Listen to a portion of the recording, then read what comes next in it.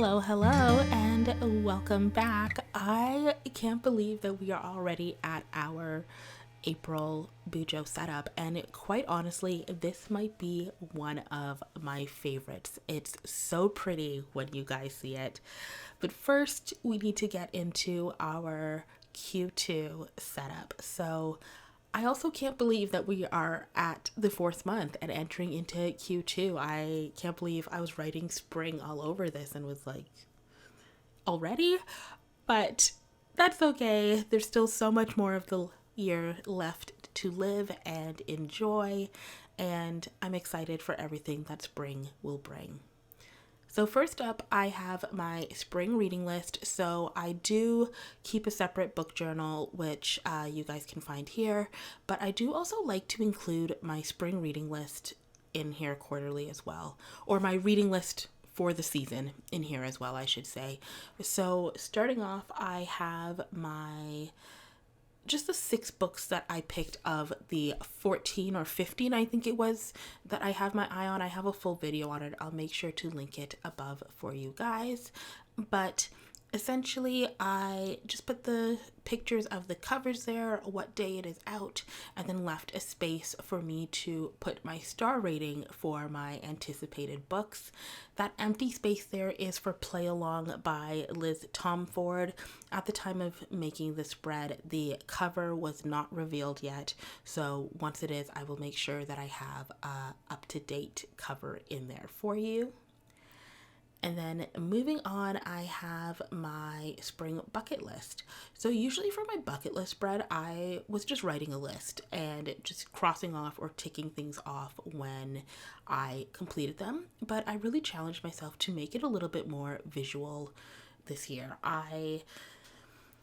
It felt wrong to just have a list when I'm doing so much in the rest of my journal. And there's nothing wrong with minimal spreads, but this one felt like it just didn't need to be. And I picked up this washi tape, a pet washi tape from the washi tape store when they were at a stationery show that I was at a few months ago, and kind of just fell in love with that blue color and decided to run with it throughout my quarterly setup. So essentially, I created those little boxes there because I am going to take pictures of the things that I do on my bucket list. And then so those spaces are for me to place the individual pictures. And then I just added in that washi tape, that pet washi tape. I wonder how many times I'll say washi tape during this spread right now.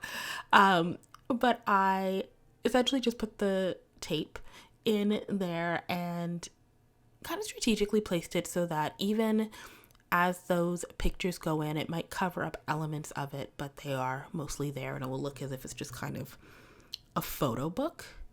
And then I struggled a bit. I don't know what pet tape is, but it is kind of like a plastic, I guess.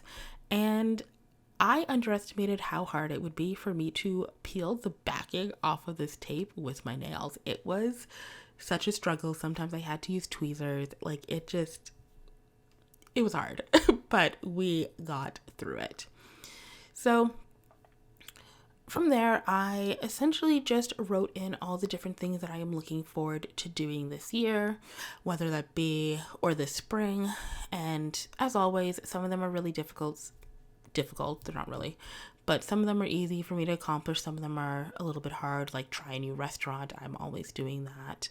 Or see the cherry blossoms, which isn't hard because I live so close to a park with them, but hard because I've lived here for multiple years and have never seen these cherry blossoms. So we shall see. After that, I moved on to my Q2 spread, which are my Q2 content. And essentially, I really like this spread just to give myself an idea of what I want to focus on for the next 3 months. So I always think that, if you do something without a plan, you're just setting yourself up for failure. And I like to have an idea of what I'm going back to or what I want to focus on in those moments that I don't know. So essentially, if I wake up one day and be like, I need to do a video and I don't have any idea for a video, I always like to flip back to this page and just have an idea of, you said you wanted to focus on, I don't know, exploring your city. And maybe I do a video that is focused on exploring my city. So that is essentially what this page is. It's a good kind of roadmap for me. I have the calendar there just to focus on specific dates, so I know, May has Mother's Day in it. June, we're heading very closely into summer. There's some holidays there as well. So just kind of as an idea of, maybe in this month you want to post something about Mother's Day, whatever that may be. And then on the right hand side of the page, I just like to include all the different platforms. That blurred out one there is for something that I'm currently working on and will be sharing with you guys shortly. And then, as you can see, I whipped out this paper for my April setup. So it's actually Chiyogami paper that I got at a local paper store. I first saw it and was like, this is really pretty. And then I was like, you know what, this would be really pretty in a journal. And immediately I kind of had an idea of what the entire spread would look like. I really wanted it to be a double page, like both sides of the page having those cherry blossoms on it. And this paper actually was a bit of a happy accident for me. I went in the store and was looking specifically for 8.5 by 11 sheets of this paper. So essentially it comes from the creator in these massive sheets of paper. I think they're like 20 by 26 inches potentially. Whatever they are, they're really big. Like it's a large sheet of paper. And the store will cut them down to size for you. So you can purchase them as what they call like a full sheet. So that full 20 by 26, I might be wrong. It might actually be bigger than that. You could get like a half sheet. You can get a quarter, or you can get 8.5 by 11. And usually when I buy Chiyogami paper, I tend to buy it in 8.5 by 11 size sheets, just because that regular letter size, like, take on the go with me. But I went into the store. They didn't have 8.5 by 11. I was like, hey, maybe I'll order some. And as we were doing it, the girl pointed out that, hey, we could actually cut down the sheet that we currently have, because they had a half sheet. She suggested that they actually cut it into a quarter sheet for me, and that would give me the 3 pages that I was looking for. So, like I said, was slightly hesitant at first, and it ended up working out perfectly, because the branches on the page kind of go from from the left page onto the right, and it's one cohesive image. Whereas if I got 8.5 by 11 sheets, the images would not have lined up, and it wouldn't look like you just literally open up your book into a page or like branches of a cherry blossom tree. So I love how it worked out and how everything just kind of lines up across the entire page. And I think it just created a perfect backdrop for my April title, which I decided to keep fairly simple after I had kind of did everything there with the Chiyogami by just cutting out the word April to place over top, which that's spare paper that I had from my February setup. And I quickly realized that the April just kind of blended into the background. So I tried wondering, like, would I use red? Could I use this light pink paper that I had? And then I remembered that there's little gold elements kind of around all the flowers and everything there. So I actually opted to use gold to pick that up a little bit, but also because it would create a nice little contrast against all the pink on that paper there. So I essentially just cut it out. This time I figured that it's easier to go in with scissors first and cut as close as possible to the letters, and then just do like small cuts with the knife, because my wrist was hurting, guys.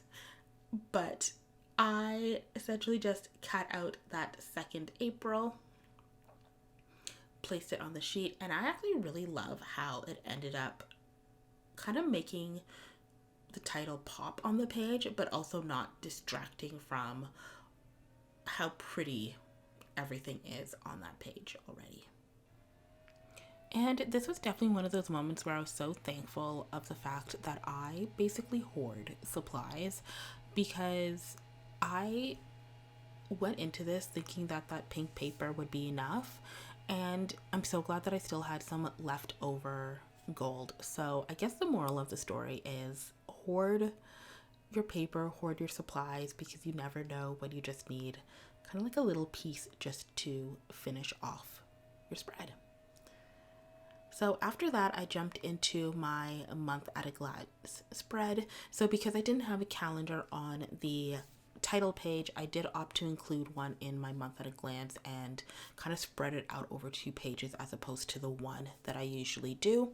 So essentially, as you can see, I have that calendar at the top, and then I have my dates of the week just kind of listed out at the bottom as well, and highlighting with that pink mild liner in there as well, just to highlight weekends. And then I used more of that scrap pink paper to just create little title headers for the months. So, sorry, not for the months, for the 3 things that I usually include. So my focus for the month, what I'm doing, not next week, but next month. I didn't notice this until like way after that I put week instead of month, but for next month, as well as 3 things to do over the course of the month. So I essentially just taped those in to the journal, made sure that it was nice and secure, and went back and fixed that next week to next month a couple of days later when I noticed. But essentially, it was just a really simple spread that kind of is functional but still pretty. And after all the busyness of the prior page, I just wanted something that was like simple, easy, and I guess one could say effective. So I think I accomplished that with this page. So moving on, next I had my habits page. So this time I opted to do it a little bit differently. As you can see, I am going back into with that Chiogami, and I am going to cover a whole page with it. And I actually opted to include a quote this time. So I don't always, or I should say, I don't usually include quotes in like the middle of a spread. It's usually at the beginning of a spread, if at all. So it's kind of odd that I decided to include one here, but I just felt like it was appropriate. And I actually opted for this Brianna Wiest quote that I read a little while ago. I am currently working my way through the pivot year, which is like each day you read a page in the book, and I am loving it so far. But because of that, I do have a couple of her quotes kind of banging around in my head right now. And one that really stood out to me was this one, which essentially is, you become who you really are when you start choosing the things that you actually find meaningful and worthwhile. So I don't know, it really stood out to me because I think that is so true for our daily lives. So you can do a whole bunch of things that you are not connected to, that you do not love, that you do not enjoy.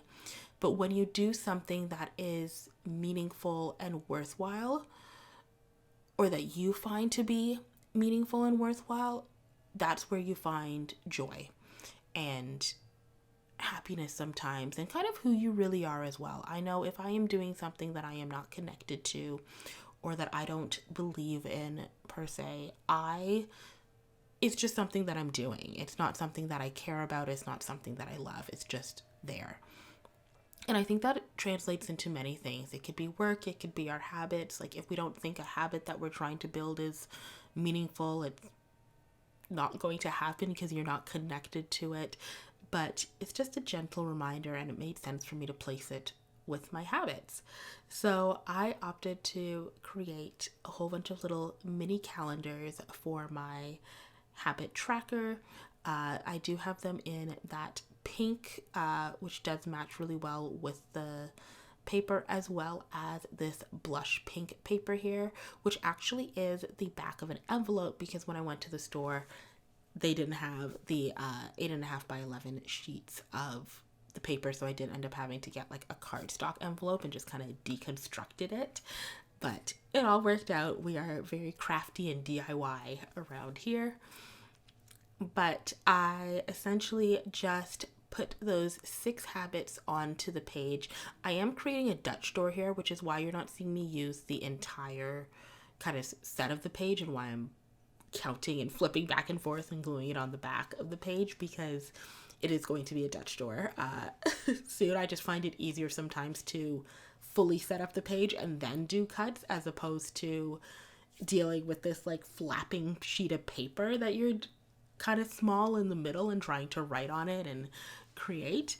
But essentially, I just wrote out all the habits that I wanted to do, flipped back because I couldn't remember what one of the things that I was focusing on was. But essentially, journal, workout. I do want to do a face mask monthly, 8 hours sleep, and then skincare is just for me to track when I do things like actives or retinol and stuff like that. But yeah, that is my tiny little habit tracker there in the middle. I realized as I was doing this that I missed a little bit of an opportunity here. So I covered the edges in using like pink, and then after the fact I was like, oh, I should have used gold to tie gold back into the spread, because I really only used it at the beginning. And then as you can see here, I am just cutting like the flaps, I guess, off this envelope that I used to make my light pink calendars, because I'm actually creating my brain dump page and using that as kind of like a box to write everything in. It's the perfect size. It just kind of fits in there. So we're carrying the color over onto another page. And then, of course, my content page. This is another mainstay. You see it all the time in my spreads. But schedule content for YouTube, short form, which I really want to focus on doing a little bit more of in the next few months. And Instagram, just my series that are recurring. Currently, it's just my Monday coffee, because as we enter into spring, Soup Sunday is no more. Because it is nice and warm. We are not eating soup every single Sunday anymore. And then I have my little content calendar of when I have posted something in confirmation. And you know, by this point I was fed up of using this Chio paper. It's so pretty, but because it is so thin and so delicate, sometimes it is a little bit difficult to do like a full page spread of it. But I knew I was going to use it as a Dutch door and just put my content calendar over top. So this actually was hands down the easiest set of paper that I put in this entire journal. I use it a lot more a little bit later on as well. You'll see in my weeklies, and my weekly gave me a run for my money. But this was the easiest spread using the Chio paper that I had this entire time. And as you can see, I just wrote out the calendar on another scrap paper, Bujo paper. I keep those too. And it was a perfect size just to have my calendar, have my color code for all the different things that I am working on, and I can track when I have posted something, just to see at a month at a glance if I have prioritized, say, something posting on YouTube over short form content or whatever that may be. And then I got into my weekly spread. So for April, I was actually only setting up 4, which was perfect because I was alternating between using dark pink paper that you saw before, as well as that light blush pink in the spread. And you'll see kind of elements of that coming in throughout. So one thing that I realized halfway through setting this up was that I have been in a bit of a rut. This is the 4th month that I've used kind of a very similar setup for my weekly spreads, and I love it, but I do need to, I kind of want to challenge myself to break out of it because it is getting a little bit repetitive. And I know that's mainly because this is such a functional spread for me and it's working. So I'm a little bit hesitant to try something new, I guess you could say. But for now, we have it there. I still have that work tracker on the bottom. I have my events for the week on the left-hand side. I have Adele Ashley and everything else on the right-hand side, and a space to write in the middle. I did change it up a little bit. Instead of just writing the titles in and leaving it this as a very kind of like blank spread, I did incorporate the Chiyogami paper back into it as headers across the entire spread. So I just wrote out like to do or create on the dark pink or blush paper, and I'm going to alternate kind of between the pages of the spread for that as well. But I can definitely say I think I'm kind of hitting a rut because I get fatigued by the time I get to this page. I think so much about how I'm going to set up like the first half of the spread or the first half of the setup for the month that I don't really think about my weekly and just fall into that regular routine. And I do like the Chio. I do think it looks really good. It's a little bit more creative than what I normally do, but I do think I need to kind of try something new for maybe not May, because I already have a really good idea of what I'm doing there. But June, maybe we will try something new. We shall see how we do, how we spread it up to make it both functional and working. But quite honestly, this point of the spread is when I realized that I might have bitten off too much that I could chew.